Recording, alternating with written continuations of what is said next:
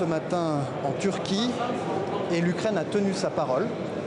Volodymyr Zelensky est présent avec ses conseillers, avec son ministre avec lequel je me suis entretenu à l'instant pour négocier la paix. Mais face à eux se trouve une chaise vide, la chaise sur laquelle devait s'asseoir Vladimir Poutine. Vladimir Poutine qui traîne les pieds et qui de toute évidence n'a pas envie d'entrer dans ces négociations de paix, alors même que le président Trump a marqué sa disponibilité et sa volonté de faciliter ces discussions. Alors bien sûr, aujourd'hui, une équipe technique diligentée par Vladimir Poutine se rendra en Turquie où elle rencontrera une équipe ukrainienne. Mais c'est une manière pour la Russie d'éviter les sanctions massives que les États-Unis et les Européens s'apprêtent à infliger à la Russie sur le plan énergétique et sur le plan financier pour contraindre Vladimir Poutine à mettre fin à sa guerre d'agression contre l'Ukraine. De ces discussions techniques qui vont se tenir ici en Turquie, nous pouvons espérer obtenir un cessez-le-feu sans condition, immédiat, qui permette l'ouverture de négociations. Mais ce que nous voulons éviter, c'est de retomber dans les trois pièges qui ont conduit les négociations qui se tenaient à Istanbul en 2022 à l'échec. Le premier de ces pièges, c'est que des discussions se tiennent sans un cessez-le-feu, parce qu'on ne négocie pas sous les bombes. Et en 2022, c'est notamment le massacre de Boutcha, perpétré par la Russie, qui a conduit ces négociations à échouer.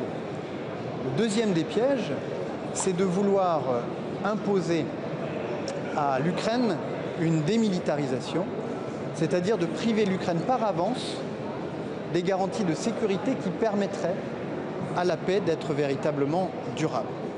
Et puis le troisième piège dans lequel il ne faudrait pas tomber une deuxième fois, c'est celui qui consiste à vouloir lever les sanctions au début des négociations plutôt qu'à la fin.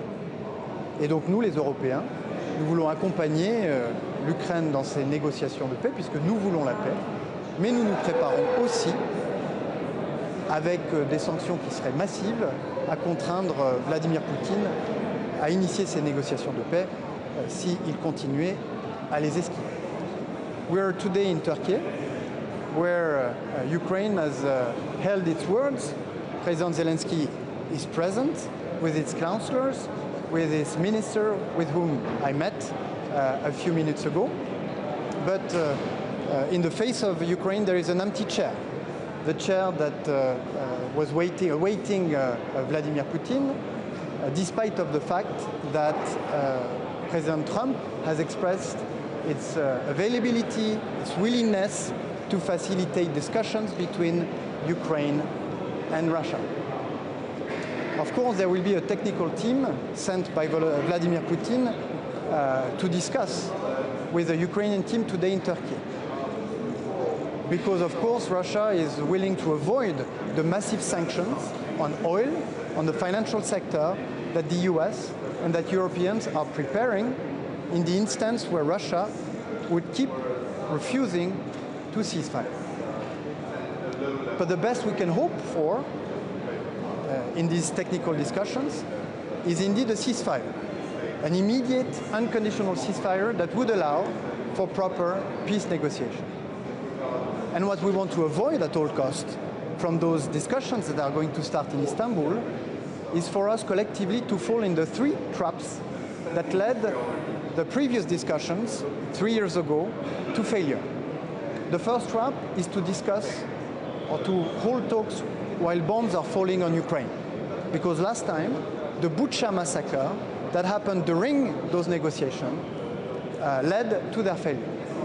The second trap is to try to impose the demilitarization of Ukraine and to prevent Ukraine from seeking credible security guarantees from its partners after the war.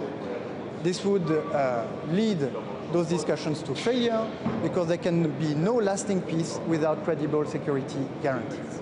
The third trap is to front-load sanction lifting rather than backloading them.